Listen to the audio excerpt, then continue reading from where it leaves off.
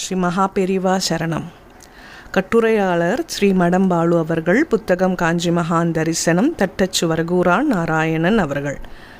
இன்னும் குரு பார்வை வரவில்லை, அதனால் என் பெண்ணுக்கு கல்யாணமாகவில்லை என்று பெரியவாளிடம் முறையிட்டு கொண்டார் ஓர் அன்பர்.